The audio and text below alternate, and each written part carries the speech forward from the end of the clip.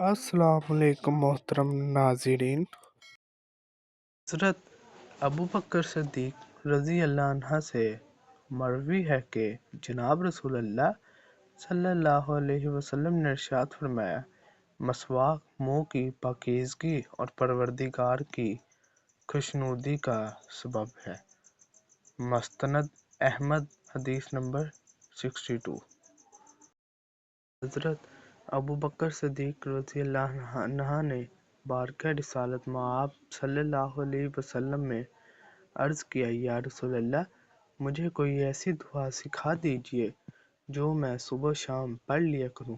नबी सल्लल्लाहु अलैहि वसल्लम ने फरमाया, यूं कह लिया करो जिसका तर्जुमा ये है कि ऐ अल्लाह, ऐ आसमान और ज़मीन को पैदा करने वाले, ज़ाहिर और पोशीदा सब कुछ जानने वाले, हर चीज़ के पालनहार और मालिक, में इस बात की गवाही देता हूँ कि तेरे अलावा कोई मबूद नहीं हो सकता।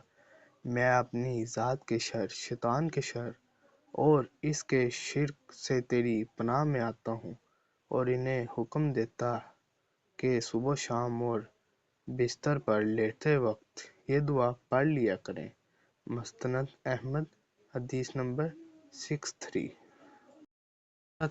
अबू उबैदा कहते हैं कि नबी सल्लल्लाहु अलैहि वसल्लम के वसाल के पूरे एक साल बाद हज़रत अबू बकर सिद्दीक़ रज़ी अल्लाह अन्हा एक मरतबा खुतबा देने के लिए खड़े हुए तो फरमाया कि गुज़श्ता साल नबी सल्लल्लाहु अलैहि वसल्लम भी इसी जगह पर खड़े हुए थे और फरमाया था कि अल्लाह से आफ़ियत का सवाल किया करो, क्योंकि किसी इंसान को आफ़ियत से भर कर कोई नेमत नहीं दी गई।